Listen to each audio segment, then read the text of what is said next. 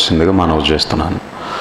ఒక ప్రాముఖ్యమైనటువంటి అంశాన్ని మనం ధ్యానం చేద్దాం. ప్రియమైనటువంటి దేవుని వారలారా, క్రైస్తవులుగా మహనీయుడైనటువంటి యేసుక్రీస్తుల ప్రభువారిని విశ్వసించి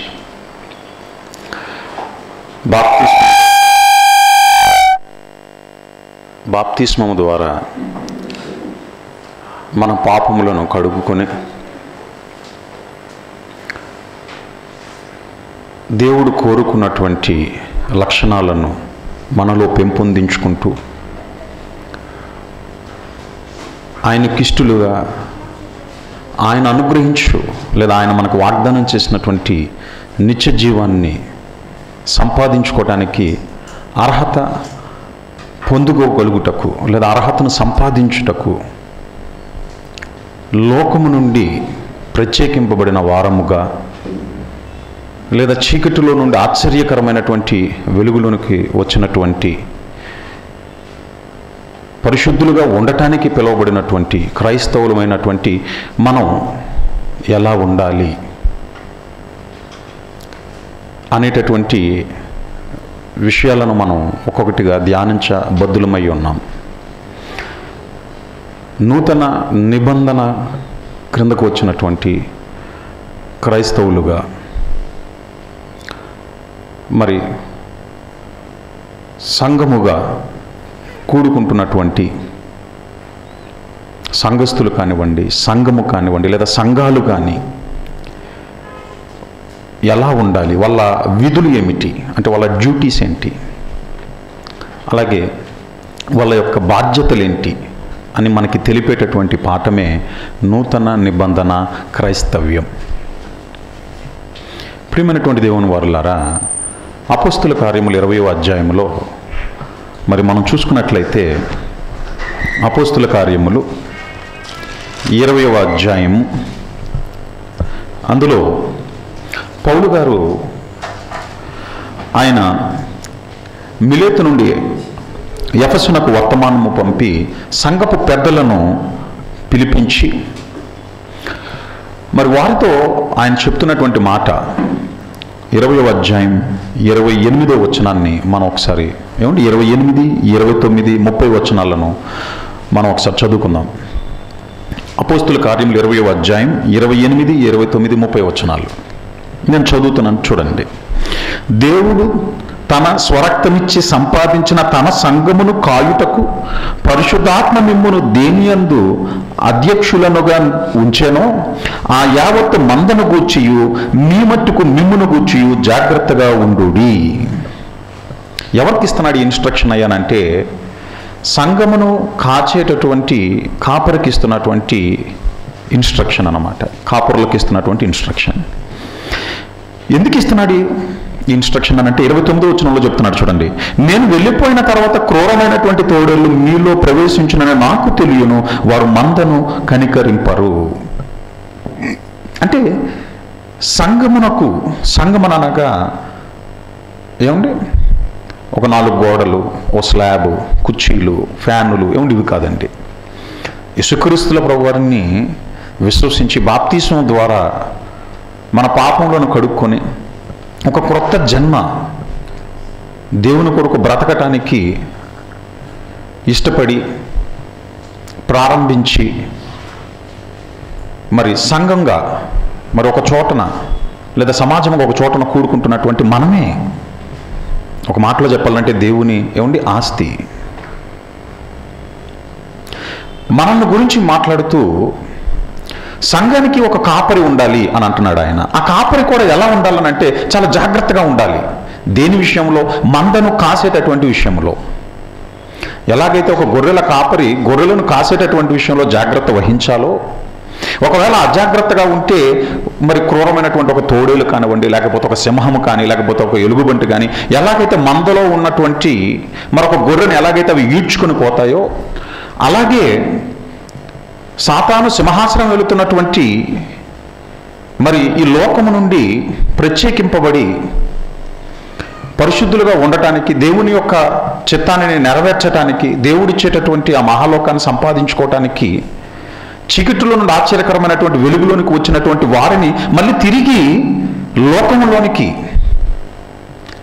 ఈడ్చుకొని వెళ్ళటానికి దుష్టుడు ఏం చేస్తూ ఉంటాడు అంటే మరి అనేకమైనటువంటి మరి బాణాలను వాడు మరి ప్రయోగిస్తూ ఉంటాడు. అయితే లోకంలోనికి కలిసిపోకుండా, తిరిగి లోకంలోనికి కలిసిపోకుండా మరి అపవాది బారిన చిక్కుకొని ఆశించినటువంటి, దేవుడు ఆశించినటువంటి ఫలములు ఫలింపకుండా, కారు ద్రాక్షలు ఫలింపజేసి పరలోకమందున్నటువంటి కన్న తండ్రికి దుఃఖాన్ని మిగిల్చకుండా క్రీస్తు యొక్క త్యాగాన్ని నిర్వీర్యం చేయనివ్వకుండా ఉండాలనంటే, అలా నిర్వీర్యం కాకుండా ఉండాలనంటే వారి విషయమై కాచేటటువంటి కాపరి చాలా జాగ్రత్తగా ఉండాలని అంటున్నాడు. ఎందుకనంటే నాకు తెలుసు ఏమని అంటున్నాడు ఆయన 29వ వచనంలో, నేను వెళ్ళిపోయిన తర్వాత క్రూరమైన తోడేళ్ళు మీలో, క్రూరమైన తోడేళ్ళు అనంటే క్రూరమైనటువంటి ఏమండి ఆ లక్షణాలు కలిగినటువంటి వారు, అంటే కనికరం కూడా ఏమంటే జాలి, దయ, కనికరం అనేటటువంటివి లేనటువంటి క్రూరత్వపు లక్షణాలు కలిగినటువంటి వారు ప్రవేశించి వాళ్ళు ఏం చేస్తారు, వారు మందను కనికరింపరు. 30వ వచనంలో చెప్తున్నాడు, శిష్యులను తమ వెంట ఈడ్చుకొని పోవలనని వంకర మాటలు పలుకు మనుషులు మీలో నుండే బయలుదేరుదురు. కాబట్టి సంఘాన్ని కాచేటటువంటి విషయంలో సంఘానికి ఒక కాపరి ఉండాలి. ఆ కాపరి ఏం చేస్తూ ఉండాలి అని అంటే చాలా జాగ్రత్త వహిస్తూ ఉండాలి. ఎలాంటి జాగ్రత్త వహిస్తూ ఉండాలనంటే తన మట్టుకు తాను, అలాగే సంఘంలో ఉన్నటువంటి వారిని కూడా ఎప్పటికప్పుడు ఏం చేస్తూ ఉండాలి అని అంటే వాక్యము చేత ఏమండి సరిచేస్తూ ఉండాలి. అందుకని అంటాడు ఏమండి తిమోతి గారికి రాసినటువంటి పత్రికలో పౌలు గారు చెప్తున్నటువంటి కొన్ని మాటలను మనం ఒకసారి చూద్దాం. తిమోతి గారికి రాసిన 2వ పత్రిక 3వ అధ్యాయం 16-17 వచనాలు చూడండి ఒకసారి. తిమోతి గారికి రాసిన 2వ పత్రిక 3వ అధ్యాయం 16-17 వచనాలు.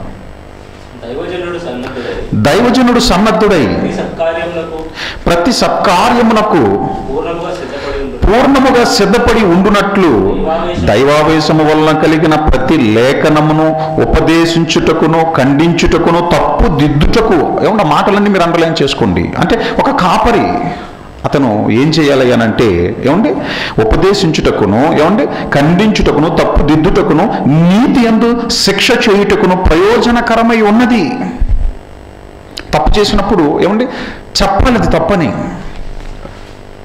వాక్యానికి భిన్నంగా మీరు నడుచుకుంటున్నారు, మీరు అలా నడుచుకోవడానికి వీలు లేదని ఏమండి చెప్పాలి, ఏమంటే తప్పు దిద్దాలి. ఎందుకనంటే కింద చెప్తున్నాడు చూడండి, ఎందుకంటే జనాలు ఎలాంటి వాళ్ళట, అదే ఏమండి మరి పత్రిక 4వ అధ్యాయం 4వ వచనంలో చెప్తున్నాడు చూడండి, ఏమంటే 3-4 వచనాల్లో చెప్తున్నాడు. 4వ అధ్యాయం 3-4 వచనాలు, ఎందుకనగా జనులు హితబోధను సహింపక దురద చెవులు గలవారై తమ స్వకీయ దురాశలకు అనుకూలమైన బోధకులను తమ కొరకు పోగు చేసుకుని సత్యమునకు చెవినియక కల్పనా కథల వైపుకు తిరుగు కాలము వచ్చును.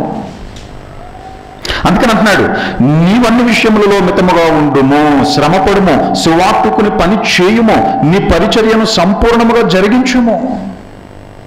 కాబట్టి నీకు అప్పగింపబడేటటువంటి మంద విషయమై జాగ్రత్త. అంటే ఒక కాపరి తనకు అప్పగింపబడినటువంటి ఏమంటే మంద విషయమై చాలా జాగ్రత్త వహించాలి.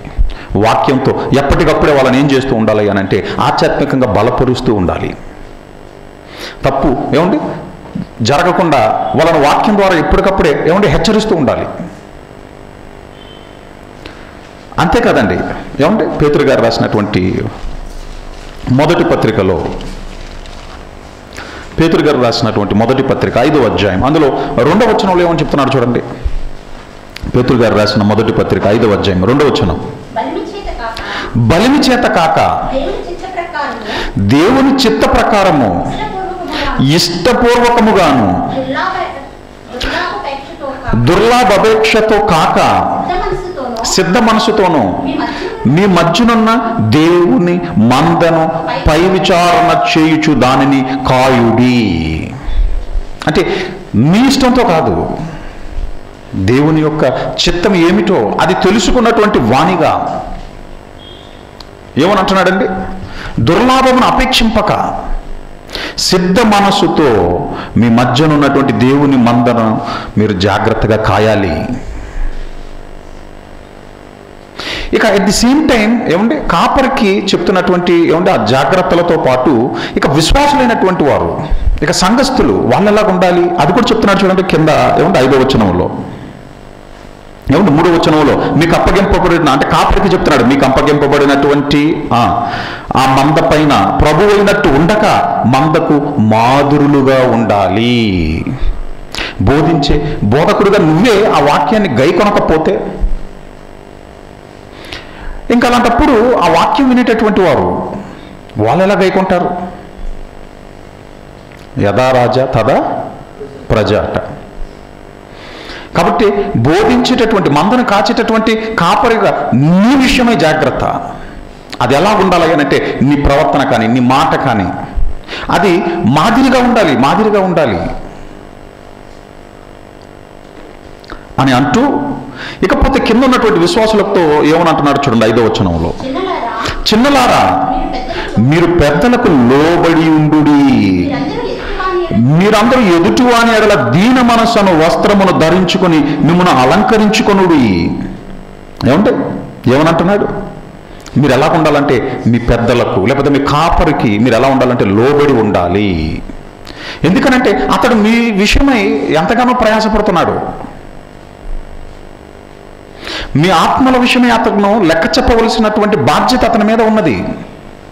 హెబ్రీయులకు రాసిన పత్రిక, ఏమంటే ఈ సందర్భంగా వచ్చినాను ఒకసారి చూసుకొని వద్దాం. హెబ్రీయులకు రాసినటువంటి పత్రిక 13వ అధ్యాయం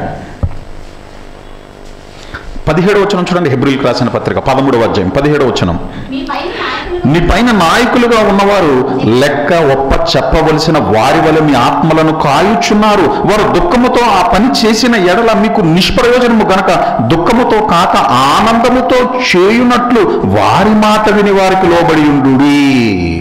ఏమంటే ఈ మాటను మనం అక్కడ చూసుకున్నాం. పేతురు గారు రాసిన మొదటి పత్రిక 5వ అధ్యాయం 5వ వచనంలో. అంటే సంఘానికి ఒక కాపరి ఉండాలి. ఎందుకు ఉండాలి? ఏమంటే రీజన్ చెప్తున్నాడు. ఎందుకనంటే వాళ్ళు మళ్ళీ తిరిగి లోకంలో కలిసిపోకుండా ఉండటానికి, దుష్టుడు మళ్ళీ తిరిగి వాళ్ళను మరి వానిలోనికి లేదా వాని రాజ్యములోనికి, దేవుని రాజ్యములో ఉన్నటువంటి ఏమంటే వారిని మళ్ళీ తిరిగి వాడి రాజ్యములోనికి వాడు తీసుకువెళ్ళిపోకుండా, నాయన కాపరిగా సంఘానికి ఒక కాపరి ఉండాలి. ఆ కాపరి కూడా ఎలా ఉండాలి అనంటే ధనాపేక్ష ఉండకూడదు. అతను ఎలా ఉండాలంటే మందకి మాదిరిగా ఉండాలి. సత్యవాక్యమును సరిగా ఉపదేశించేవాడై ఉండాలి. అమ్మ నేను ఇది చెబితే మరి సంఘంలో ఉన్నటువంటి వాళ్ళు నన్ను ఏమంటారో, ఏమంటే అలాంటి ఏ విధమైనటువంటి ఏమంటే భయం ఉండకూడదు. ఏమంటే ప్రారంభ శతాబ్దములో ప్రియమైనటువంటి దేవుని వారలారా, పౌలు గారు ఒక మాట అంటారు, సువార్తను నేను ప్రకటించేటప్పుడు నాకు ఉన్నటువంటి స్వాతంత్ర్యం, అంటే ఉన్నది ఉన్నట్టుగా చెప్పగలిగేటటువంటి ఆ స్థితే ఒక విధంగా చెప్పాలయ్యానంటే నాకు అదే జీతం అని అంటాడు ఆయన. తిమోతి గారికి రాస్తున్నటువంటి ఆయన పౌలు గారు కూడా అదే మాట అంటున్నాడు. ఏమంటున్నాడు తెలుసా? నాయన నిన్ను గూర్చియు నీ బోధన గూర్చియు నువ్వు జాగ్రత్త, ఖండించు, తప్పు జరగకుండా నీ వాక్యం ద్వారా హెచ్చరించు, తప్పు జరిగినప్పుడు దిద్దుబాటు చేయి. ఎందుకంటే జనులు దురద చెవులు గలవారై ఎలా ఉంటారు? వాళ్ళు సత్య బోధను ఏమంటే వాళ్ళు వినేటటువంటి వారుగా ఉండరు. కాబట్టి మంద విషయమే జాగ్రత్త అని అంటున్నాడు. అట్ ది సేమ్ టైం మీ పైన ఉన్నటువంటి నాయకులకు మీరు ఎలా ఉండాలంటే లోబడి ఉండాలి. ఎందుకంటే మీ విషయమై వాళ్ళు మరి దేవునికి లెక్క అప్పచెప్పవలసిన వారిగా మరి ఉన్నారు గనక, వారు మిమ్మల్ని బాగుగా పాలించుచున్నప్పుడు వారికి మీరు ఎలా ఉండాలంటున్నాడు? లోబడి ఉండాలని అంటున్నాడు. అంటే ఒక సంఘానికి ఇస్తున్నటువంటి ఏమంటే ఇన్స్ట్రక్షన్స్. కాపరి ఎలా ఉండాలి, సంఘస్థులు ఎలా ఉండాలి. నెక్స్ట్ ఇంకా మనం ముందుకెళ్ళి చూసుకున్నట్లయితే ప్రియమైనటువంటి దేవుని వారలారా, సంఘస్థులు ఏమంటే ఎలా ఉండాలి? మరి క్రైస్తవులని పిలువబడినటువంటి వారు మనకంటే ముందు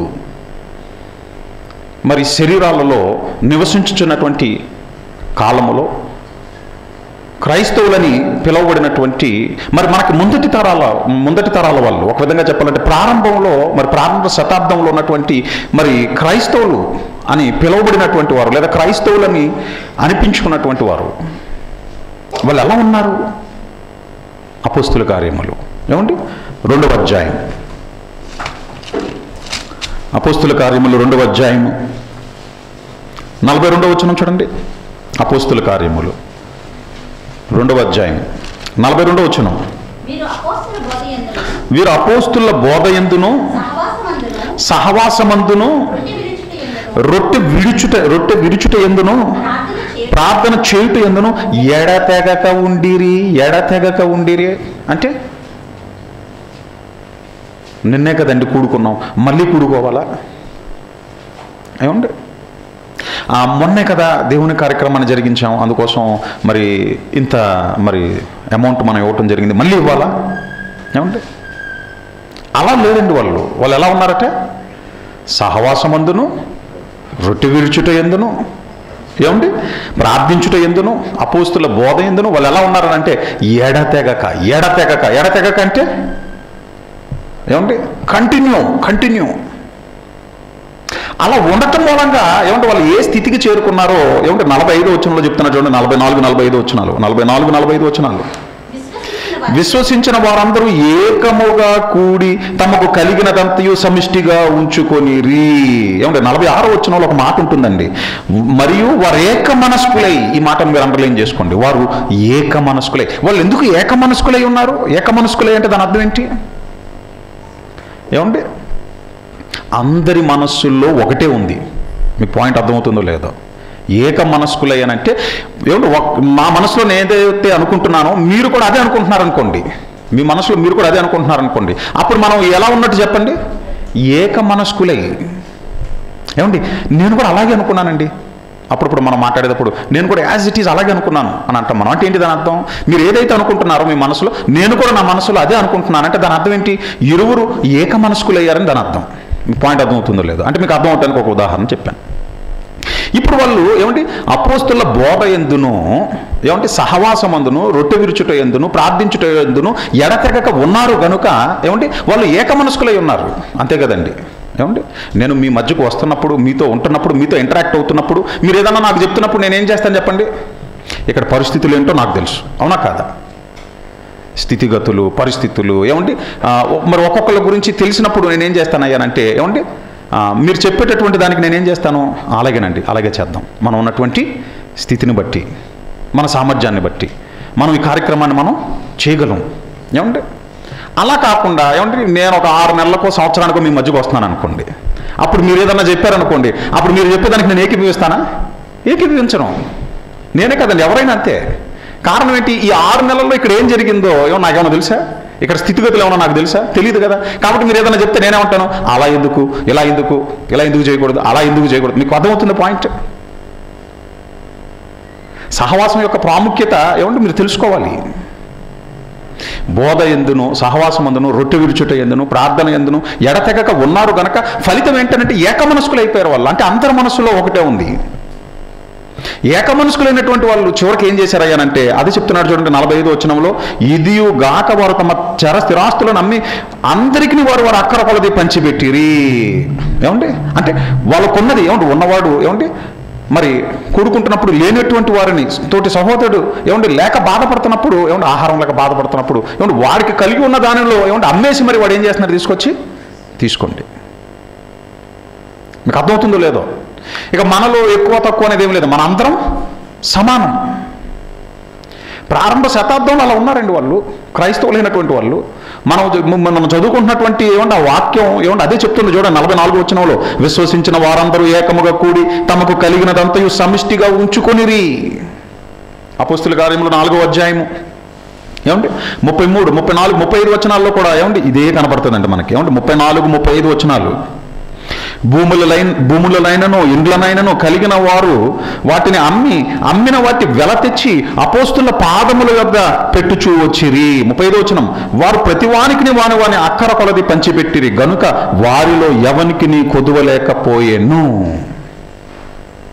వాళ్ళకున్నటువంటి ఏమంటే ఆ యూనిటీ చూడండి.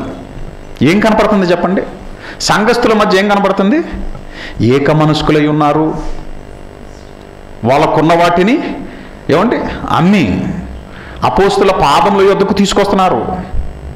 సువార్త కార్యక్రమాల నిమిత్తం దీన్ని మనం ఖర్చు చేయాలి. అలాగే మన తోటి సహోదరులు ఎవరైతే పేదరికంలో ఉన్నారో, అవసరతల్లో ఉన్నారో వాళ్ళకి ఇవ్వండి.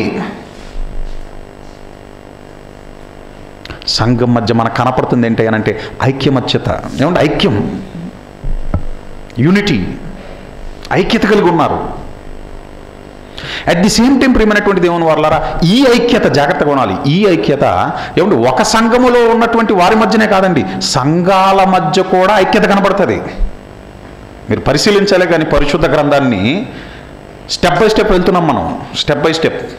మొదటి శతాబ్దములో ఉన్నటువంటి ఏమంటే ఆ క్రైస్తవులు ఏమంటే ఎలాగున్నారయ్యానంటే, ఫర్ ఎగ్జాంపుల్ ఏమంటే ఒక యూదా అనేటటువంటి ఏమంటే ఆ దేశంలో లేదా ఆ ప్రాంతంలో, యెరూషలేము ఏమంటే ఆ ప్రాంతంలో ఏమంటే ఉన్నటువంటి ఏమంటే సంఘస్థులు ఎలా ఉన్నారయ్యానంటే ఐక్యత కలిగి ఉంటే, విచిత్రం ఏంటనంటే ఒక్కసారిగా గొప్ప హింస కలిగినందున వాళ్ళంతా ఏమైపోయారంటే అపోస్తుల కార్యములు 8వ అధ్యాయం మీరు చదువుకున్నట్లయితే యూదయ సమరయ దేశముల అంతటా వాళ్ళు ఏమైపోయారు చెప్పండి? అపోస్తుల కార్యములు ఏమంటే ఇంకొంచెం ముందుకు వెళ్దాం. ఏమంటే అపోస్తుల కార్యములు 8వ అధ్యాయము మొదటి వచనం చూడండి.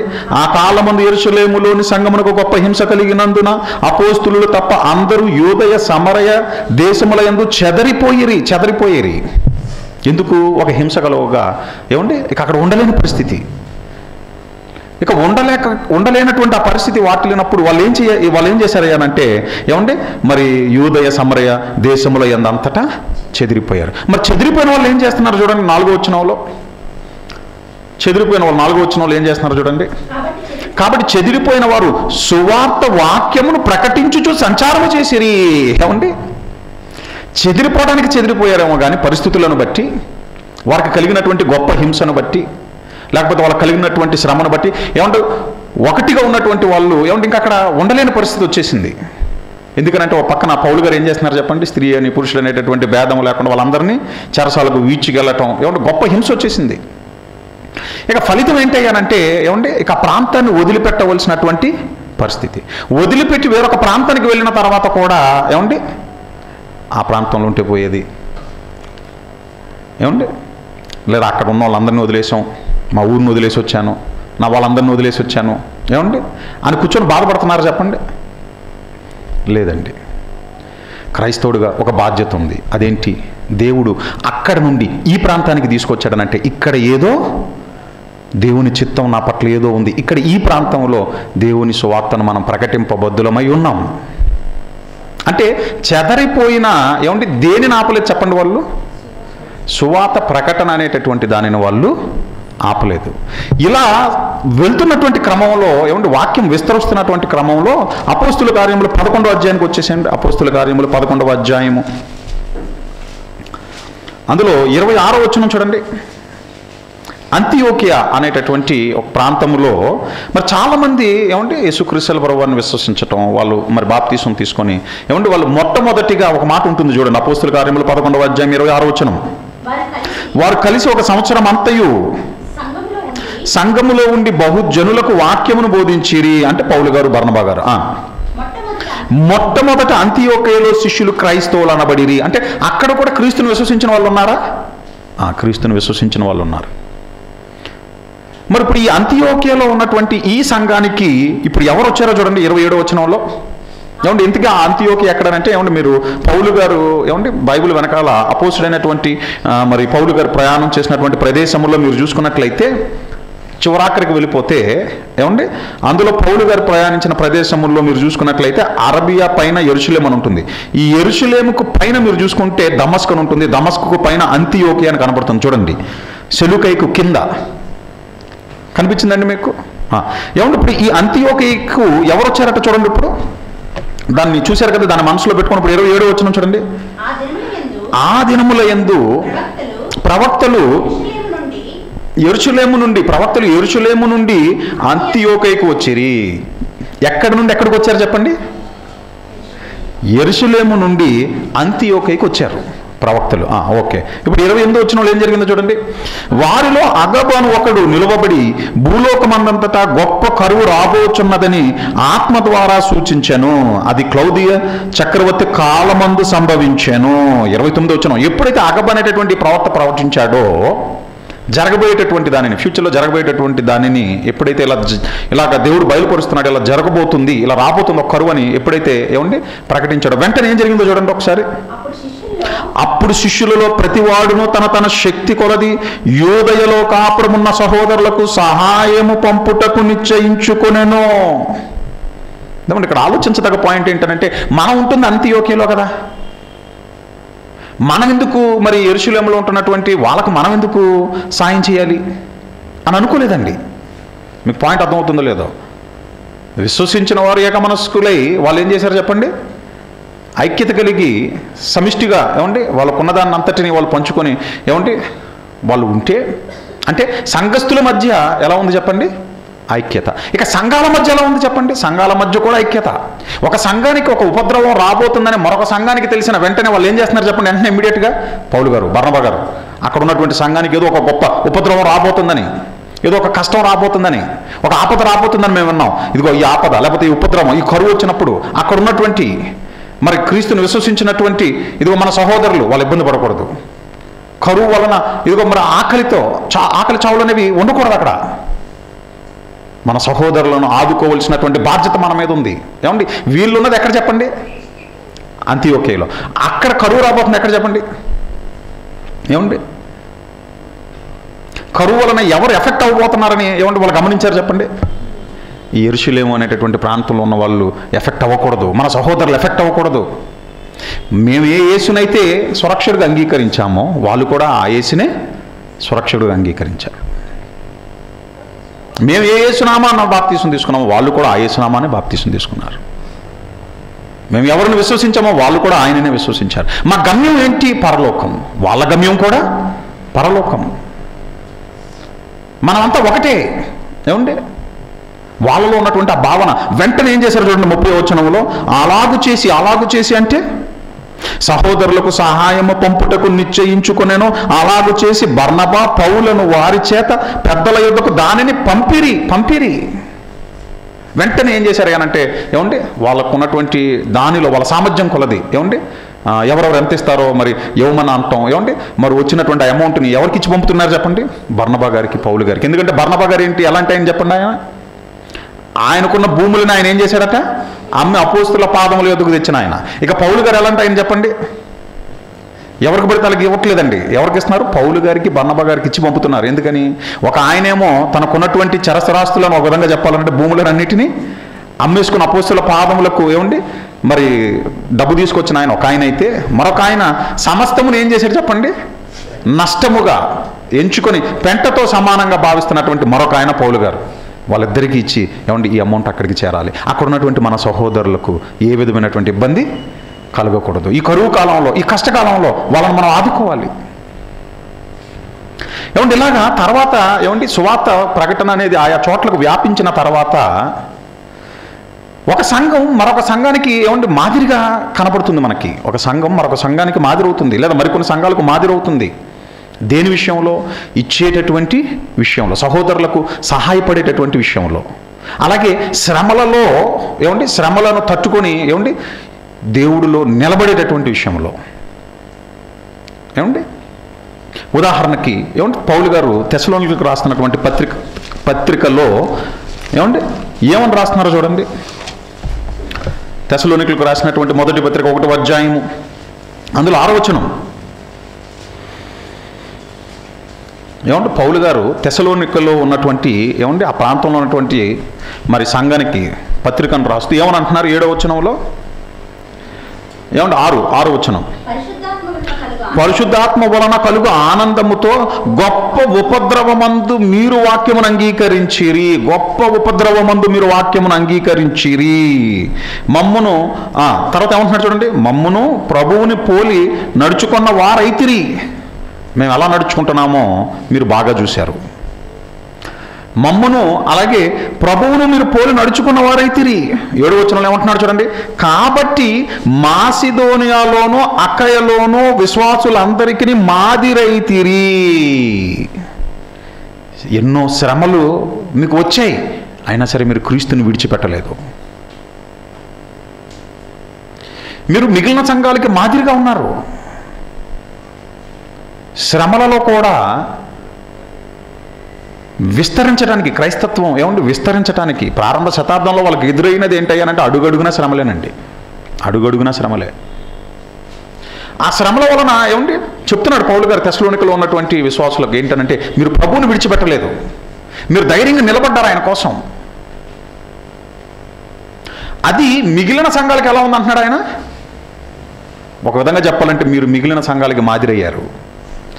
అరే, ఈ శ్రమలు తెస్సలోనికలో ఉన్నటువంటి ఆ ప్రాంతంలో ఉన్నటువంటి మన సహోదరులకు కలిగినప్పుడు వాళ్ళు ఎలా నిలబడ్డారు, మనం కూడా నిలబడాలి. అలాంటి శ్రమలు వచ్చినప్పుడు మనం కూడా కృంగిపోవడానికి వీల్లేదు, ప్రభువుని విడిచిపెట్టడానికి వీల్లేదని మీరు ఏంటయ్యానంటే మరొక సంఘానికి మీరు ఏమయ్యారు? మాదిరయ్యారు. అలాగే ఏమంటే మాసిదోనియా సంఘం గురించి చెప్తూ ఉంటాడు పౌలు గారు. మాసిదోనియా సంఘం గురించి ఏమని చెప్తున్నాడు చూడండి. కొరింథీయులకు రాసినటువంటి ఏమంటే 2వ పత్రిక 8వ అధ్యాయం. కొరింథీయులకు రాసిన ఏమంటే 2వ పత్రిక 8వ అధ్యాయం. కొరింథీయులకు రాసిన 2వ పత్రిక 8వ అధ్యాయం 1వ వచనం, 1, 2, 3 వచనాలు చదువుకుందామండి. ఏమండి?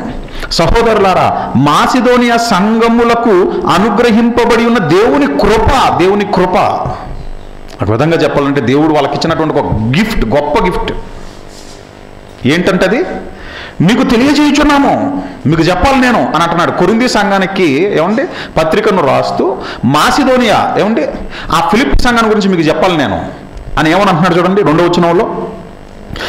ఎలాగనగా వారు బహు శ్రమల వలన పరీక్షింపబడగా చెప్తున్నాడు. ఏమని? వాళ్ళకు బాగా శ్రమలు వచ్చాయి. ఏమొచ్చాయట? బాగా శ్రమలు వచ్చాయి. కానీ ఆ శ్రమలలో వాళ్ళ విశ్వాసం ఏమైంది? వాళ్ళు కాపాడుకోగలిగారు. తర్వాత ఇంకేమని అంటున్నాడు చూడండి.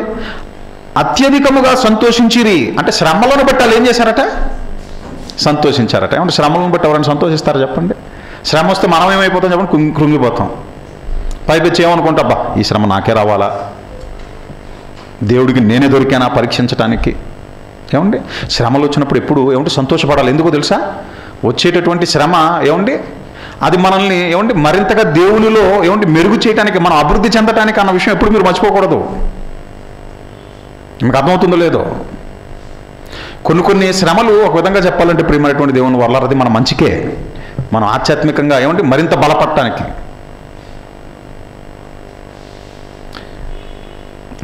ఏమంటున్నాడు చూడండి. శ్రమల వలన పరీక్షింపబడగా ఏమంటే అత్యధికముగా సంతోషించిరి మరియు వారు నిరుపేదలైనను. ఏమని అంటున్నాడు ఆయన? వారు నిరుపేదలైనను అంటే వాళ్ళే లేమిలో ఉన్నారు. దేనిలో ఉన్నారు చెప్పండి? వాళ్ళే లేమిలో ఉన్నారు. కానీ ఏమని అంటున్నాడు చూడండి. వారి దాతృత్వము బహుగా విస్తరించెను అంటే ఇవ్వటం. వాళ్ళకుండి ఇవ్వలేదు. వాళ్ళే లేమిలో ఉండి, లేమిలో ఉన్నప్పటికీ వాళ్ళు ఏం చేస్తున్నారు చెప్పండి? వాళ్ళే అవసరతలో ఉన్నారు, వాళ్ళే కడు పేదరికంలో ఉన్నారు. ఆయనను వాళ్ళు ఏం చేస్తున్నారట? ఇచ్చే విషయంలో మాత్రం ఏ విధంగా అయినా సరే చూసుకుంటే అస్సలు తక్కువ కాదు. అసలు వాళ్ళు ఒక విధంగా చెప్పాలంటే ఎక్కువగానే ఉన్నారు వాళ్ళు అని అంటున్నాడు చూడండి. 4వ వచనంలో 3-4 వచనాలు చెప్తున్నాడు చూడండి. ఈ కృప విషయంలోనంటే ఈ దాతృత్వం ఇచ్చేటటువంటి విషయం అది ఎవరికి? సహోదరులక, లేకపోతే ఏమండి దేవుని కార్యక్రమాల నిమిత్తమా? ఏమండి ఆ గివింగ్ దేవుని కోసమని ఇచ్చేటటువంటి విషయంలో ఒక విధంగా చెప్పాలంటే అది దేవుని కృప వాళ్ళకి. ఎందుకంటే కడు పేదరికంలో ఉన్నప్పటికీ వాళ్ళు ఏం చేస్తున్నారట? అదే చెప్తున్నారు చూడండి. ఈ కృప విషయములోనూ పరిశుద్ధుల కొరకైనటువంటి పరిచర్యలో పాలు పొందు విషయములోనూ మనఃపూర్వకముగా, ఎవరు బలవంతం చేయలేదు వాళ్ళని, వాళ్ళే వాలంటరీగా మనఃపూర్వకముగా మమ్మును వేడుకొనుచు వారు తమ సామర్థ్యము కొలదియే కాక సామర్థ్యము కంటే ఎక్కువగాను తమంతట తామే ఇచ్చిరని మీకు సాక్ష్యం ఇచ్చుచున్నాను. అది చెప్తున్నాడండి. అసలు వీళ్ళు ఇంత ఇవ్వగలరా? అసలు ఇచ్చే స్టేజ్లో ఉన్నారా అని మేము అనుకుంటుంటే విచిత్రం ఏంటంటే వాళ్ళ సామర్థ్యానికి మించే వాళ్ళు ఏం చేశారు? ఇచ్చారు. ఏమంటే ఒకానొక సందర్భంలో ఇదే కొరింథీయులకు రాసిన పత్రిక 11వ అధ్యాయంలో పౌలు గారు ఏమంటే ఒక మాటను చెప్తాడు చూడండి. 9వ వచనంలో కొరింథీయులకు రాసిన 2వ పత్రిక, అదే పత్రిక 11వ అధ్యాయం 9వ వచనం. ఏమండి? మరియు నేను మీ వద్ద ఉన్నప్పుడు అంటే నేను అక్కడ కొరింథీ అనేటటువంటి మరి అక్కడ ఉన్నప్పుడు ఆ ప్రాంతంలో ఉన్నప్పుడు నాకు అవసరం ఏర్పడినప్పుడు నేను ఎవరి మీద భారం మోపలేదు. మాసిదోనియా నుండే సహోదరులు వచ్చి నా అక్కర తీర్చిరి. ప్రతి విషయములోనూ నేను మీకు భారముగా ఉండకుండా జాగ్రత్త పడుతును, ఇక ముందుకును జాగ్రత్త పడుదును. పౌలు గారు ఏమని అంటున్నారు? నేను సువార్త పరిచర్యలో ఉన్నప్పుడు నాకు సహాయం చేసింది ఎవరని అంటున్నాడు ఆయన? మాసిదోనియా వారు. ఆ మాసిదోనియా వారి గురించి మీకెందుకు చెప్తున్నాను అంటున్నాడు తెలుసా కొరింథీ సంఘానితో? కారణం ఏంటంటే వాళ్ళకు దేవుడు కృపను అనుగ్రహించాడు. దేని విషయంలో? వాళ్ళ దాతృత్వం బహుగా విస్తరిస్తుంది. వాళ్ళు సామర్థ్యం కాదు, సామర్థ్యానికి మించే వాళ్ళు దేవుని పరిచర్య విషయమై వాళ్ళు ముందుకు వస్తున్నారు.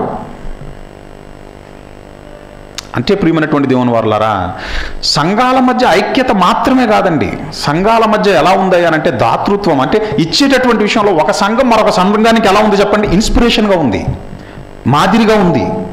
మీకు అర్థమవుతుందో లేదో? ఇది మాత్రమే కాదు, ఎన్నో శ్రమలు వాళ్ళకి ఏమి ఎదురుతున్నాయి చెప్పండి? అడుగడుగునా శ్రమలే. యెరూషలేములో ఏమంటే ఆ కాలమందు ఏమంటే మనం చదువుకున్నాం కదా అక్కడ అపోస్తలుల కార్యములు 8వ అధ్యాయంలో ఏమని? సంఘం, యెరూషలేములో ఉన్నటువంటి సంఘమునకు గొప్ప హింస కలిగినందున. అది యెరూషలేములో మాత్రమే కాదు, తెస్సలోనికీయులకు రాసిన పత్రికలో కూడా ఏమనంటున్నాడు ఆయన పౌలు గారు? గొప్ప ఉపద్రవమందు మీరు వాక్యమును అంగీకరించి శ్రమలలో మీ విశ్వాసం ఏమైంది అంటున్నాడు ఆయన? పరీక్షింపబడినను ఏమైందట? మీరు నిలబడ్డారు. మాసిదోనియా సంఘస్థులు ఏం చేశారట? బహుగా సంతోషించారట. యెరూషలేములో ఉన్నటువంటి వాళ్ళకు గొప్ప ఉపద్రవం, ఒక శ్రమ వాటిల్లినప్పుడు వాళ్ళు ఏం చేశారు చెప్పండి? ఆ శ్రమలలోనే వాళ్ళు ఏమండి వాక్య పరిచర్యను జరిగించుకుంటూ వెళ్ళిపోతున్నారు. అంటే శ్రమలలో విశ్వాసాన్ని ఎలా కాపాడుకోవాలి? ఒక హింస, ఒక కష్టం, ఒక శ్రమ వాటిల్లినప్పుడు ఏమండి ప్రభువుని విడిచిపెట్టక ఏమండి దేవుణ్ణి ఆనుకొని, దేవుణ్ణి హత్తుకొని ఎలా ముందుకు కొనసాగాలి అనేటటువంటి విషయంలో ఒక సంఘం మరొక సంఘానికి మాదిరిగా ఉంటుంది. ఇచ్చేటటువంటి విషయంలో ఒక సంఘం మరొక సంఘానికి మాదిరిగా ఉంటుంది. సంఘాల మధ్య ఐక్యత. ఇక సంఘంలో ఉన్నటువంటి విశ్వాసుల మధ్య ఏంటంటే ఐక్యత. ప్రారంభ శతాబ్దంలో ఉన్నటువంటి ఏమండి క్రైస్తవులను చెప్పుకున్నటువంటి ఏమండి వాళ్ళు బ్రతికిన విధానం అది. ఇప్పుడు మనం ఎలా ఉంటున్నాం ఏమండి? ఇదంతా ఎందుకు చెప్పుకొచ్చినా తెలుసా మీకు? ఇంత ఏమంటే బ్యాక్గ్రౌండ్ హిస్టరీ, లేకపోతే ఈ చరిత్రను మనం ఎందుకు తవ్వుకోవాలి, ఏమంటే ఎందుకు తవ్వాల్సి వచ్చిందో తెలుసా? వాళ్ళు నిజమైన క్రైస్తవులు. వాళ్ళు ఎవరు చెప్పండి? They are true Christians. ప్రారంభ శతాబ్దపు క్రైస్తవులు వాళ్ళు ట్రూ క్రిస్టియన్స్ అండి. మరి మనం శ్రమ అవసరం లేదండి, గట్టిగా వర్షం వస్తే మనం ఏమండి సంఘానికి రాలేము, కూడుకోలేము. ఏదన్నా దేవుని కోసం ఇవ్వాలనంటే 100 సార్లు ఆలోచిస్తాం. మన కోసం ఎంతైనా సరే ఖర్చు పెట్టుకోవడానికి మనం ఇష్టపడతాం. ఏమండి మన అవసరాలను, మన ఖర్చులను తగ్గించుకోవడానికి మనం ఇష్టపడం. కానీ దేవుని కోసం ఇవ్వాల్సి వచ్చినప్పుడు మాత్రం అక్కడ తక్కువ ఇవ్వడానికి మనం ఏం చేస్తాం చెప్పండి? ఇష్టపడతాం. ఏమంటే కంపేర్ చేసుకుంటే వాళ్ళకి మనకు అసలు పోలికే లేదండి. వాళ్ళకున్న దానిని ఏమంటే వాళ్ళు కరిగిస్తున్నారు దేవుని కోసం. మీరు గమనించారో లేదో? సహోదర ప్రేమ కలిగి బ్రతికిన వాళ్ళు. మీకు పాయింట్ అర్థమవుతుందో లేదో? ఇక వాళ్ళలో హెచ్చు తగ్గులు అనేవి లేవు. మన అందరం ఒకటే. ఏమండి రోజు సంఘాల మధ్య ఏమండి గొడవలు, ఎక్కువ గొడవలు దేని వల్ల వస్తాయి చెప్పండి? ఏమండి డబ్బులే కారణం ఏంటి చెప్పండి? డబ్బులే. చందా తక్కువ వస్తే ఏమండి తక్కువ ప్రాబ్లమ్స్ ఉంటాయి అక్కడ. చందా ఎక్కువ వస్తే ఏమండి సంఘంలో ఏంటి చెప్పండి? ప్రాబ్లమ్స్ ఎక్కువ. ప్రారంభ శతాబ్దంలో ప్రియమైనటువంటి దేవుని వల్ల వాళ్ళకు ఉన్నటువంటి చింత అది దైవ చిత్తానుసారమైనటువంటి దుఃఖం. ఈ శ్రమలలో మా విశ్వాసాన్ని మేము కాపాడుకోవాలి, ఏమైనా సరే పరలోకానికి చేరుకోవాలి. అంటే రాబోయేటటువంటి వాస్తవమైనటువంటి జీవితానికి ఒక మంచి పునాది వేసుకుంటున్నారు వాళ్ళు. వేసుకున్నారు వాళ్ళు. అదే చెప్తున్నారు చూడండి పౌలు గారు. ఏమంటే మొదటి తిమోతికి అంటే ఒక సిద్ధపాటు కలిగినటువంటి బ్రతుకులు అవి. తిమోతి గారికి రాసినటువంటి ఏమంటే మొదటి పత్రిక 6వ అధ్యాయం. తిమోతి గారికి రాసినటువంటి మొదటి పత్రిక 6వ అధ్యాయం. అందులో ఏమండి 18-19 వచనాలు చూడండి. 18-19 వచనాలు. వారు వాస్తవమైనటువంటి జీవమును సంపాదించుకుని నిమిత్తము రాబో కాలమునకు మంచి పునాది తమ కొరకు వేసుకొనొచ్చు. అంటే ఏం కనపడుతుంది అక్కడ? సిద్ధపాటు. ఈ రోజున్న మనం రేపు ఉంటామో లేదో తెలియదు.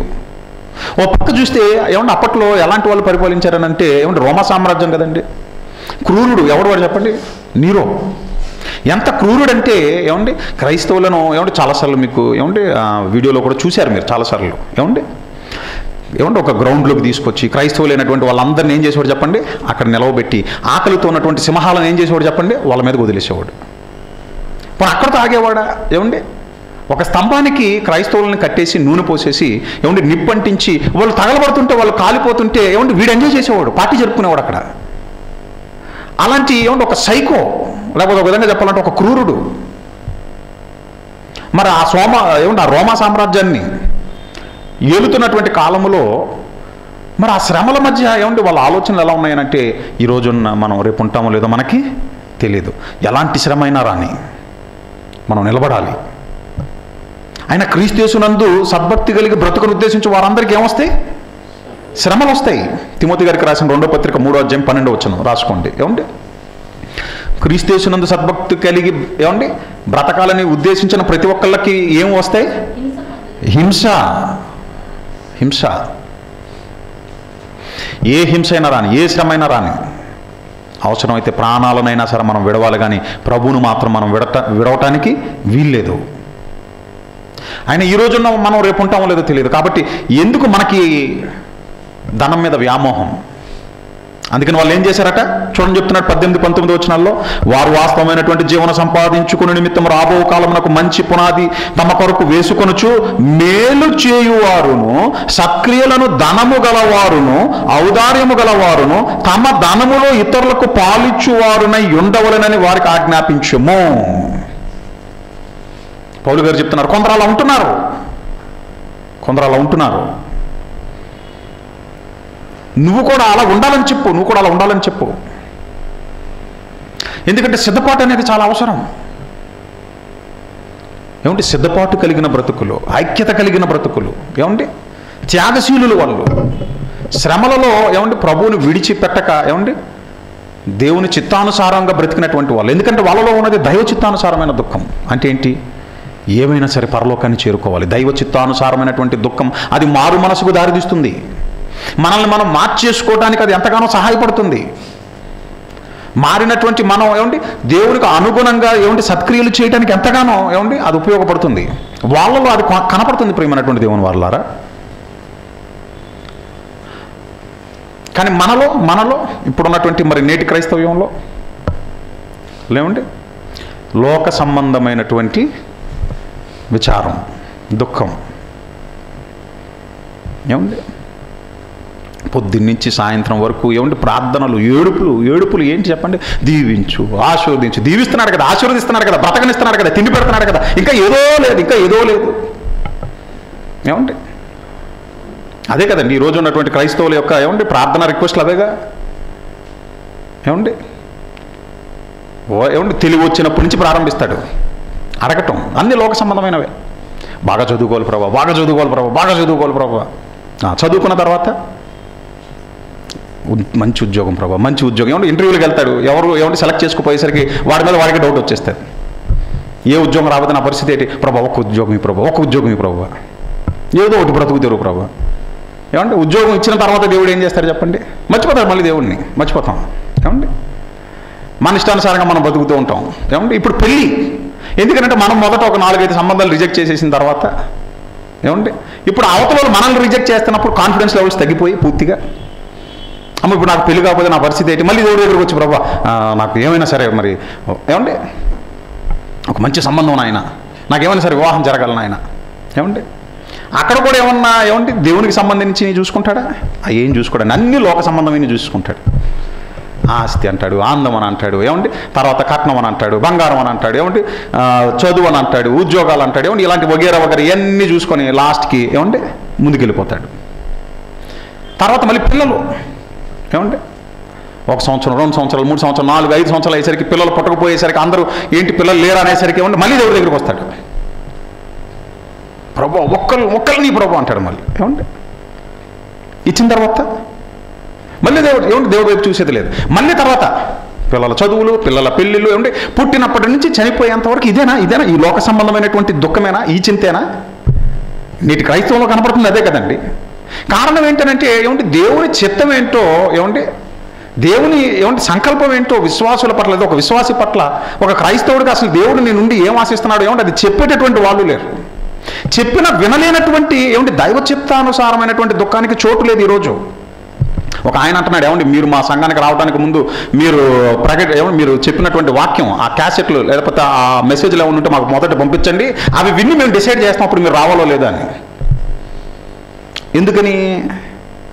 ఈడు ఉన్నట్టు చెప్పేవాడైతే లేనిపోయింది మనం పిలిపించి ఏం చేసిన వాళ్ళం అవుతాం, తిట్టించుకున్న వాళ్ళం అవుతాము. లేదా ఉన్నట్టు చెప్తే సంఘస్థులు ఏమంటే దాన్ని జీర్ణించుకోలేరు కదా. ఏంటంటే అయ్యగారు అలాంటి తీసుకొచ్చారన్నారు అనుకోండి. ఇప్పుడు ఏమండి దైవ చిత్తానుసారమైనటువంటి దుఃఖానికి ఏమంటే చోటు లేనటువంటి రోజుల్లోనికి వచ్చేసాం మనం. ప్రసంగాలలో కూడా ఏమంటే ఉన్నట్టుగా చెప్తే ఏమంటే తట్టుకోలేకపోతున్నారు. క్రైస్తవులైనందుకు హింసని, ఏమంటే మనకున్నది దేవుని కోసం మనం ఖర్చు చేయాలని, మనం పరలోకం వెళ్ళాలనంటే ఎవరికి నచ్చట్లేదు. దేవుడు రాబోయేటటువంటి రోజుల్లో నిన్ను బహుగా దీవిస్తాడు. కారులో తిరిగేటటువంటి నువ్వు రేపు విమానంలో తిరుగుతావని చెప్తే ఏమంటే అబ్బా ఏం చెప్పారండి అయ్యగారు, ఎంత మంచి మెసేజ్ ఇచ్చారు. ఏమండి అలాగే అయిపోయారు. ఇప్పుడు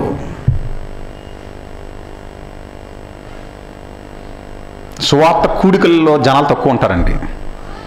అదే ఏమండి ఆశీర్వాద లేకపోతే స్వస్థత పండుగలు లేదా వరములు కలిగినటువంటి పండుగలను పెట్టండి, అబ్బా ఏమండి ఎంత జనాలు ఉంటారు చెప్పండి. ఎందుకంటే ఏమంటే నేటి క్రైస్తవ్యంలో ఏం లేదు చెప్పండి. నేటి క్రైస్తవ్యంలో లోపించినవి ఏంటో తెలుసా?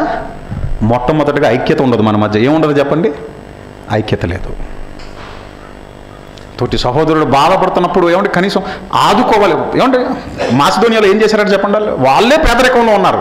కడు పేదలైన వాళ్ళు ఏం చేశారట? వాళ్ళ సామర్థ్యానికి మించి ఏం చేశారట? వాళ్ళు యెరూషలేములో ఉన్నటువంటి మన సహోదరులకు ఏదో ఇబ్బందులు ఉన్నారట, మనం ఆదుకోవాలి. మనం కాబట్టి ఎవరు ఆదుకునేది? సంఘస్థుల మధ్య ఐక్యత, సంఘాల మధ్య ఐక్యత. ఈరోజు ఏమండి మీరు క్రైస్తవులేనండి, ఏ క్రైస్తవులు చెప్పండి? ఏ క్రైస్తవులేటండి? నేను క్రైస్తవునండి, అది కాదండి. మీరు ఏ క్రైస్తవులు చెప్పాలి ఫస్ట్. నేను క్రైస్తవునని చెప్తున్నాను కదండి. ఇట్రండి బ్రదర్ అన్నా, బ్యాప్టిస్టా, ఏమండి ఇదేటండి? ఏమండి ఇప్పుడు పరిస్థితి ఎలా అయిపోయిందో తెలుసా? క్రైస్తవులు అని చెప్పకూడదు. ఏమని చెప్పాలి? ఏమండి నేను బ్యాప్టిస్ట్, నేను లూథరన్. అంటే చీలికలు, ఇన్ని విభజనలు ఎందుకు వచ్చాయి? ఏమండి ఉన్న సత్యాన్ని ఏమండి అర్థం చేసుకోక ఎవరిది వాళ్ళే సత్యం అని అనుకుని ఏం చేశారు చెప్పండి? ఏమండి ముక్కలు ముక్కలుగా విడిపోయారు. అంటే ఐక్యత లోపించింది. ఇక రెండోది ఏంటంటే ఏమంటే ఇక దాతృత్వం అనేది పక్కన పెట్టేసేయండి. ఏమంటే అసలు నిల్లది ఒక విధంగా చెప్పాలనంటే. ఒక దైవ సేవకుడిని కానివ్వండి, లేకపోతే సంఘంలో ఉన్నటువంటి విశ్వాసులను కానివ్వండి, మరి సహాయపడేటటువంటి విషయంలో, ఆదుకునేటటువంటి విషయంలో ఏమండి నిల్ ఒక విధంగా చెప్పాలనంటే. ఇక దైవ కార్యక్రమాలకు ఇవ్వమనంటే ఏమండి ఇస్తారా చెప్పండి? లేదండి. మనకై మనం ఏమండి ఎంతైనా సరే వినియోగించుకోవడానికి ఇష్టపడతామండి. ఏమండి కానీ దేవునికి ఇవ్వాలని ఏమండి ఆ విషయం వచ్చినప్పుడు, ఆ సందర్భం వచ్చినప్పుడు ఏమండి 1-4 సార్లు ఆలోచిస్తాం మనం. కానీ వాక్యంలో దేవుడు ఏమని రాయించాడో తెలుసా? ఒక మంచి మాట ఉంటుందండి. దేవుడు ఎవరిని ప్రేమిస్తాడట? కొరింథీయులకు రాసిన 2వ పత్రిక 9వ అధ్యాయం 8వ వచనం చూడండి. 7-8 వచనాలు, 6-7-8 వచనాలు. కొరింథీయులకు రాసిన 2వ పత్రిక 9వ అధ్యాయం 6-7-8 వచనాలు. కొంచెముగా విత్తువాడు కొంచెముగా పంట కోయును, సమృద్ధిగా విత్తువాడు సమృద్ధిగా కోయును అని ఈ విషయమై చెప్పవచ్చును అని ఏమనంటున్నాడు చూడండి 7వ వచనంలో. సనుగు కొనకయు బలవంతముగా కాకయు ప్రతివాడును తన హృదయములో నిశ్చయించుకుని ప్రకారం ఇయ్యవలెను, దేవుడు ఉత్సాహముగా ఇచ్చువానిని ప్రేమించును. ఇవన్నీ ఏమంటే తాళపు చెవులు, పరలోక రాజ్యపు తాళపు చెవులు. ఇవన్నీ మనం దేవుని చేత ప్రేమింపబడాలనంటే అసలు మనం ఎలా ఉండాలి? ఏమంటే అన్ని పిన్ టు పిన్ రాయించాడు ఆయన.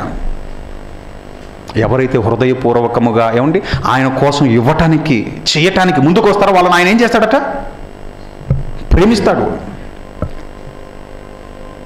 ప్రారంభ శతాబ్దంలో ఏమండి ఆ క్రైస్తవులు దేవుని చేత ప్రేమింపబడాలి, దేవుని చేత ప్రేమింపబడాలి, దేవుడిచ్చే పరలోకాన్ని పొందుకోవాలి. ఏమండి వాళ్ళ యొక్క ఏమండి ఇంటెన్షన్, వాళ్ళ యొక్క గురి అదే. కానీ ఇప్పుడు నేడున్నటువంటి క్రైస్తవ్యం,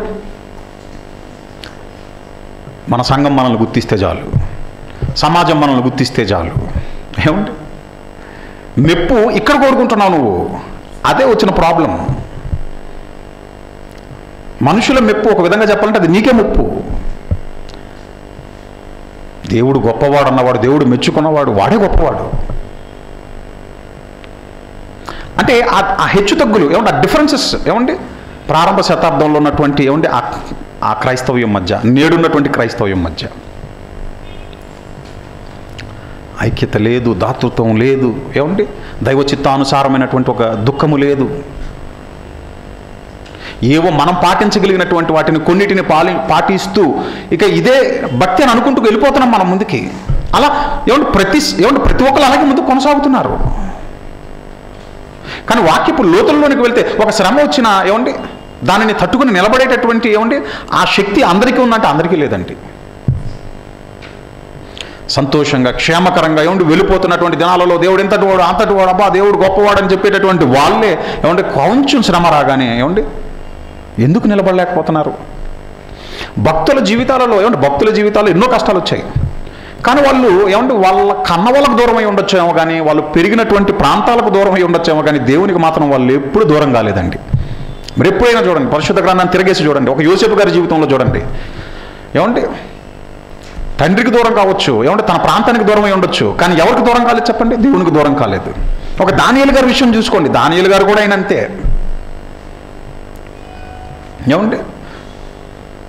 బబులోను ఈ ప్రాంతానికి వచ్చేసిన ఏం విడిచిపెట్టలేదు చెప్పండి?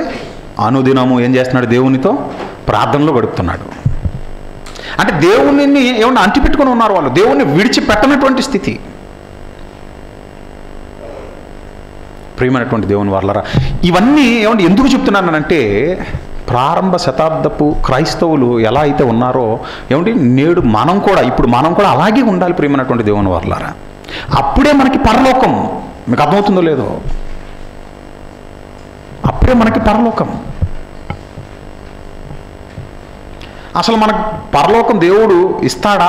అసలు ఇవ్వడానికి మనం ఎంతవరకు అర్హులం అని మనల్ని మనం ప్రశ్నించుకున్నప్పుడు, మనకి మాదిరి ఎవరన్నా మనం చూసుకున్నప్పుడు ప్రారంభ శతాబ్దపు ఆ క్రైస్తవులను మనకు ముందటి తరాలలో దేవుని కోసం బ్రతికినటువంటి వాళ్ళను మనం చూసుకున్నట్లయితే వాళ్ళు బ్రతికిన విధానం, మనం బ్రతుకుతున్న విధానాన్ని మనం ఒకసారి కంపేర్ చేసుకుంటే మనకే క్లారిటీ వచ్చేస్తుందండి.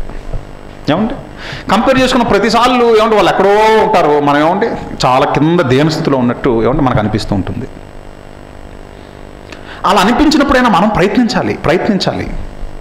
మనం ఏమైనా సరే ఆ స్థితికి ఎదగాలి అన్న ఆ పట్టుదల లేదండి. ఇప్పుడు ఆ పట్టుదల చాలా తక్కువ మందిలో ఉంటుంది. మార్కెట్లోకి ఎవడైనా కొత్త ఫోన్ లాంచ్ చేయగానే దీన్ని ఎప్పుడు కొనాలని వెంటనే దీన్ని కొనేయాలని అనుకుంటాం.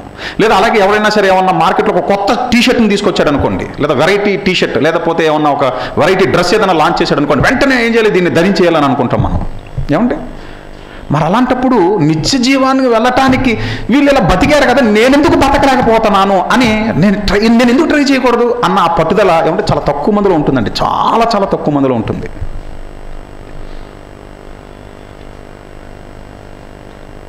ప్రారంభ శతాబ్దపు క్రైస్తవ్యం they are the true Christians.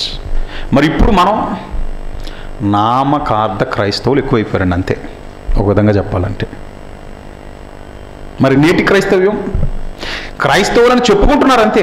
దేవుడు ఒక మాట అన్నాడు, ఏమన్నాడు? జీవించుచున్నారన్న పేరైతే ఉంది కానీ మీరు నా దృష్టిలో మృతులే. అందుకనే యేసుక్రీస్తుల ప్రభువు మహానుభావుడు కరెక్టే చెప్పాడు, మనిషి కుమారుడు భూమి మీదకు వచ్చు సమయానికి మనుష్యులలో విశ్వాసమును కనుగొనునా. మనం చాలాసార్లు చూసుకున్నాం కదా అది ఆ వాక్యాన్ని. మనిషి కుమారుడు అంటే నా రెండో రాకడలో నేను భూమి మీదకు వచ్చే టయానికి మనిషి కుమారుడు విశ్వాసమును కనుగొనునా. మరి అలాంటప్పుడు మరి ఈరోజు ప్రపంచవ్యాప్తంగా మరి 350 కోట్లు దగ్గర 400 కోట్ల మంది దాకా క్రైస్తవులే కనపడుతున్నారు కదా. మరి అలాంటప్పుడు ఆయన ఆ మాట ఎందుకు అన్నాడు?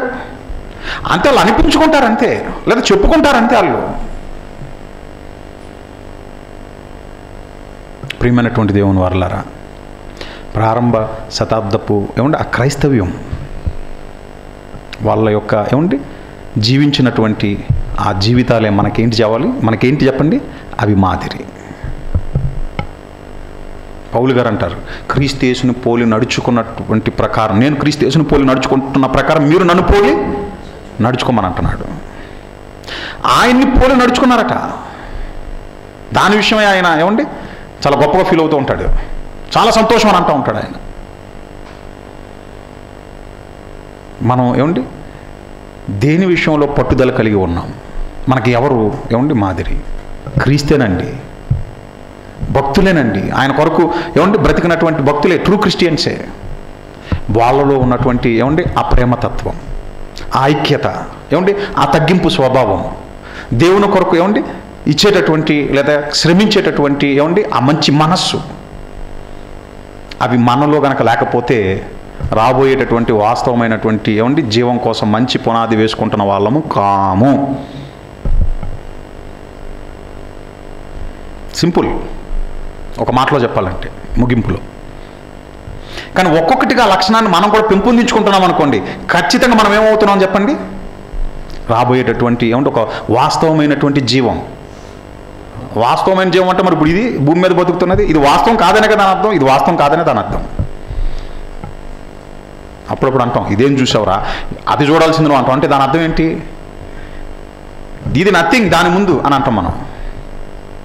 ఏమండి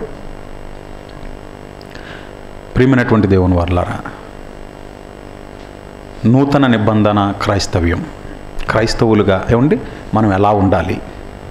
సంఘస్థులు కానివ్వండి, సంఘం కానివ్వండి, సంఘాలు కానీ ఏమండి మీకు అర్థమైంది కదండి. సంఘానికి ఏమంటే ఒక కాపరి ఉండాలి. కాపరి ఏమంటే సంఘాన్ని కాస్తూ ఉండాలి. సంఘస్థులు అలాగే కాపరికి లోబడి ఉండాలి.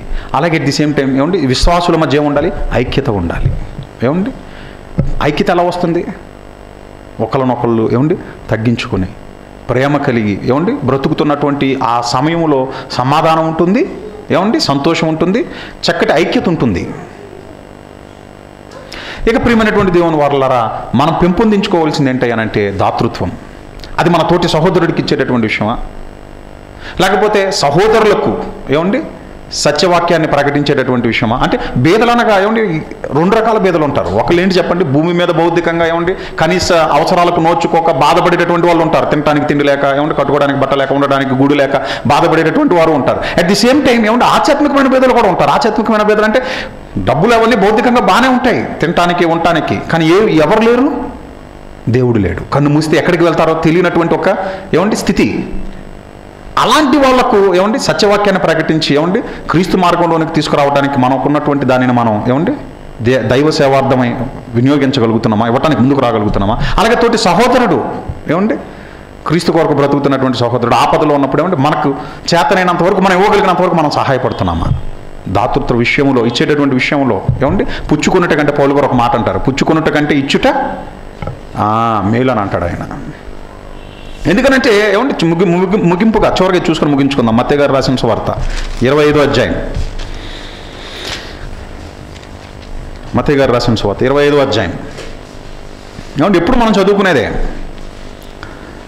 35వ వచనం, నేను ఆకలి కొంటిని, మీరు నాకు భోజనం పెట్టితిరి, దప్పికొంటిని, నాకు దాహం ఇచ్చితిరి, పరదేశిన ఇంటిని, నన్ను చేర్చుకుంటిరి, దిగంబరిన ఇంటిని, నాకు బట్టలు ఇచ్చితిరి, రోగిన ఇంటిని, నన్ను చూడవచ్చితిరి, చెరసాలలో ఉంటిని, నా యొద్దకు వచ్చితిరని చెప్పాను.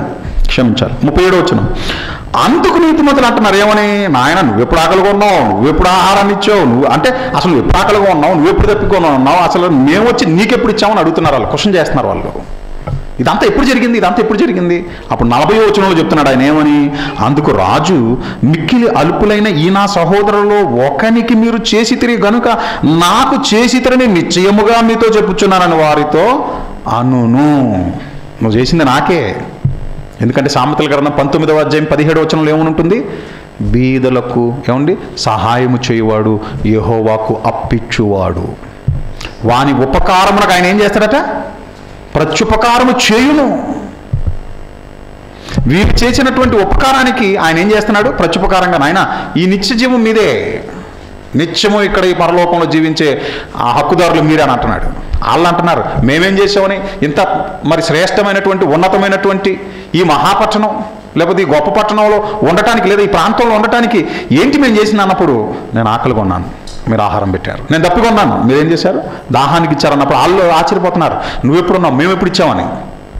అప్పుడు ఆయన అంటున్నాడు, నీ కళ్ళ ముందు కనబడుతున్నటువంటి సహోదరుని నా మాటను బట్టి నువ్వేం చేసావు, నిన్ను వలె నీ పొరుగు వారిని నువ్వు ప్రేమించాలని అన్నాను కదా, నా మాటను బట్టే కదా నువ్వు ప్రేమించావు.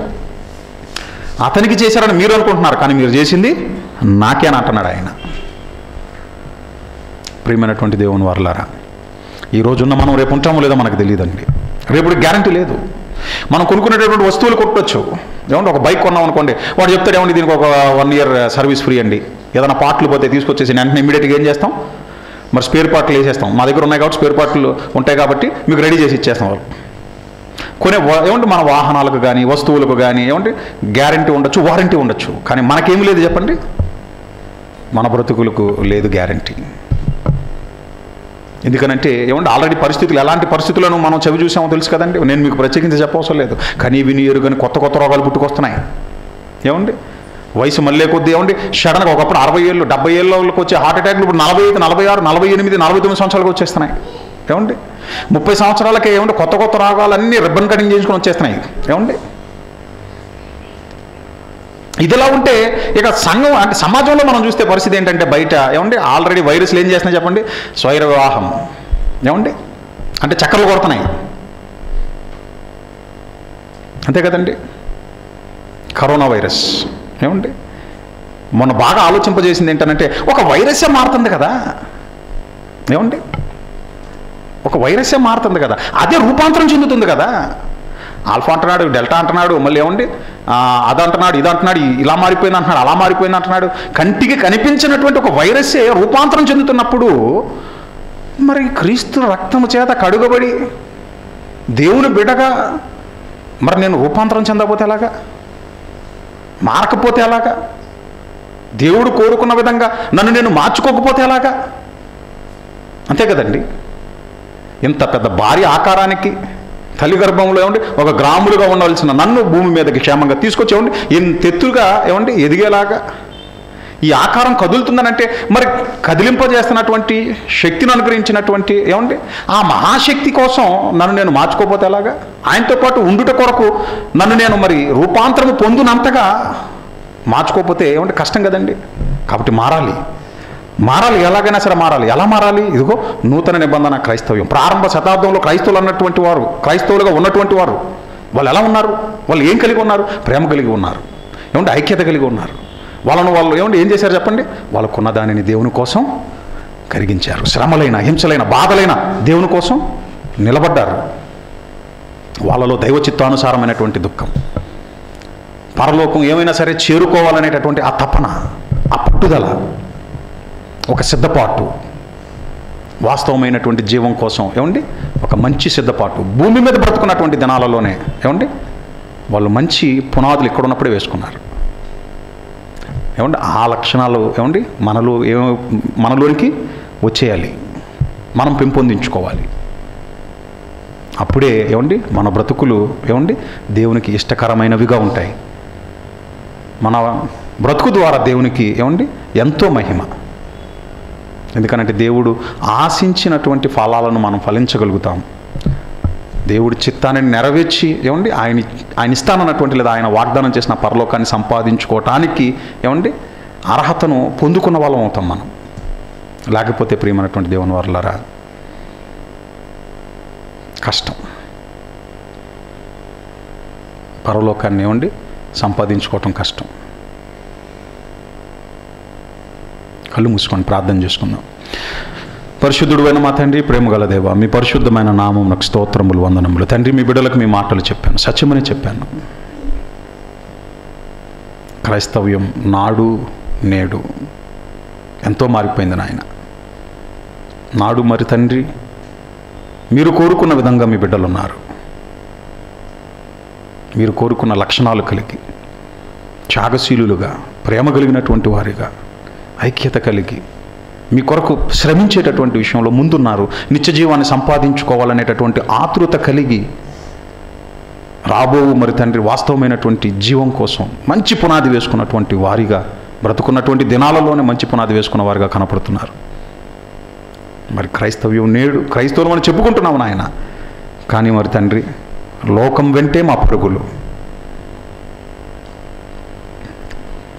ప్రేమను తగ్గించుకుంటున్నాం.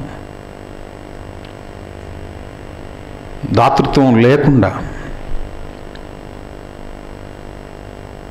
లోక సంబంధమైనటువంటి చింత కలిగి అవసరాల కోసం మీ దగ్గరకు వస్తూ తండ్రి అవసరానికి వాడుకొని వదిలేసేటటువంటి వాడిగా మరి తండ్రి ఈరోజు మీ దగ్గరకు రావటం అనేది అది ఎంతో దౌర్భాగ్యకరమైనటువంటి స్థితి నాయన.